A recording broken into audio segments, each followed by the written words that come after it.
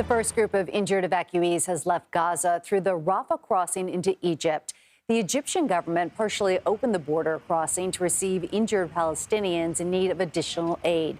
They are also allowing several hundred foreign passport holders to evacuate. The evacuations coincide with Israel ramping up its airstrikes and ground invasion in northern Gaza. Israel struck the Jabalia refugee camp for the second time in 2 days. The area is home to more than 100,000 Palestinians. Israel says yesterday's strike killed a Hamas leader and destroyed underground tunnels used by the militant group. Hamas says dozens of Palestinian civilians were killed in the blast. CBS News has not independently confirmed these figures. CBS News foreign correspondent Ian Lee has more from Tel Aviv. Yeah, Israel says it has hit 11,000 targets since the beginning of the war. That's more than 440 every day. And yesterday, one of those strikes hit the densely packed Jabalia refugee camp. Israel says it was going after a Hamas commander who was partially responsible for that murderous October 7th attack and dozens of other militants. But health officials in Gaza say dozens of civilians have been killed, including children. And Hamas also added that 7 hostages, including foreigners, were also killed.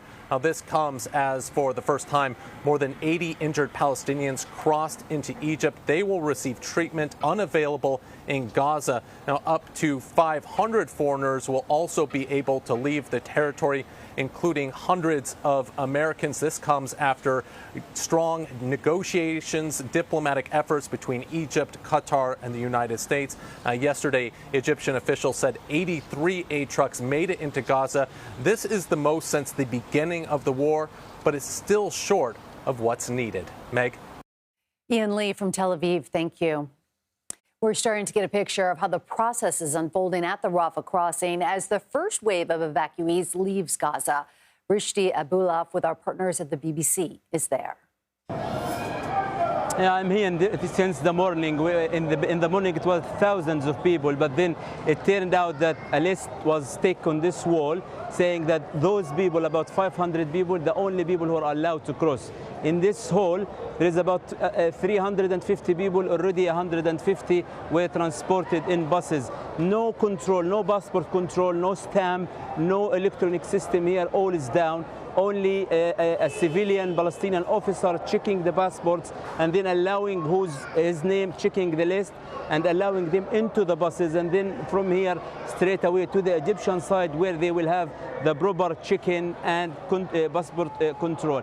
About 20 meters from here is another gate that designed to go for cars, and we have seen about 20, 30 ambulances carrying those who are seriously wounded by the Israeli war from different hospitals, including Nasser Hospital, where I was reporting all the time, and they were taken now to the Egyptian side because people were injured, and it takes a little bit of time because they don't have any IDs or any passports, so the Egyptian will have to identify them and make sure that they are who identify their identity, and then they will be transported into a field hospital outside this crossing near 10 kilometers, and from there they will be taken to further treatment in Egypt. But this is very big, significant people for about 7,000 Palestinians who have dual national, and they were waiting for days to have this chance, but also for tens of thousands of injured people, including many children and women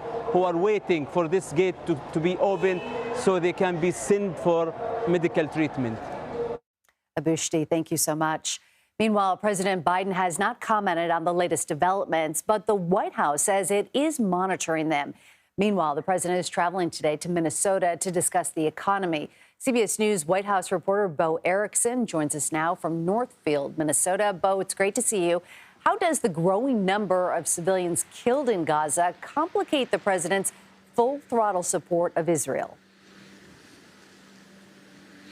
As President Biden travels here to southern rural Minnesota to talk about his domestic agenda that's increasing infrastructure and trying to put some climate resilient crops all throughout the country, he'll have to balance that domestic agenda with his administration's response to that Israel and Hamas war. And as those number of civilians die in Gaza, the administration here in the U.S. is starting to receive some increased pressure. It is important to note that the president and his top officials say they do not believe the counts of the number of civilians killed in Gaza because they say those counts are driven by Hamas. However, the U.S. and President Biden have not offered an alternative figure. Meg, you mentioned that full throttle support, of Israel by the president, and that is true.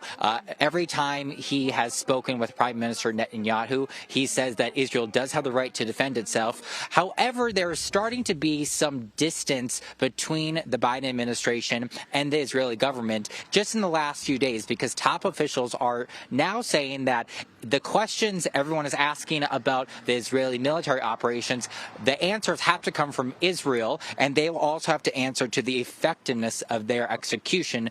And that's because the president and U.S. officials here do not want to have to respond to kind of these individual strikes that Israel is launching.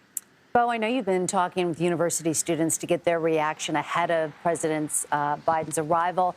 I'm curious, what did they tell you, and how do they feel about how the president is responding to the war? Yeah, I spoke to university students at the University of Minnesota because we've seen those images on college campuses all throughout the country, kind of that boiling tension between supporters of Israel and supporters of Palestine. So I went to the University of Minnesota yesterday and asked students there, and a lot of them said they were following this conflict, and we can listen to a few of their responses. I believe that the opinion of the people, that's why we have elections, and I believe it's going to reflect in the coming election how the people of the United States felt about this Israel and the Israel-Palestinian conflict and how Biden's decisions really worked out. But me personally, I don't think he did a really good job. He jumped the gun. He's investing too much into it, and I think at the end of the day, he's on the wrong side of history. I don't think he's handling it well. I think he could be a little bit more assertive, and we could establish more of a military presence in the Middle East just to establish where we are. Yeah, Bo, very critical. So a mixed reaction there.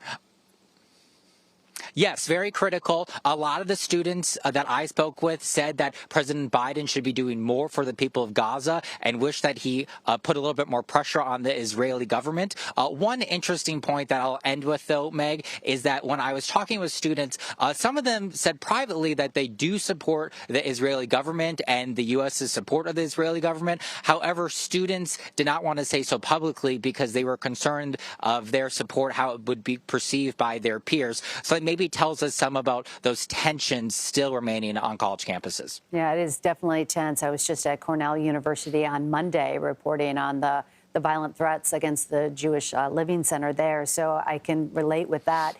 Bo, I also want to get your take.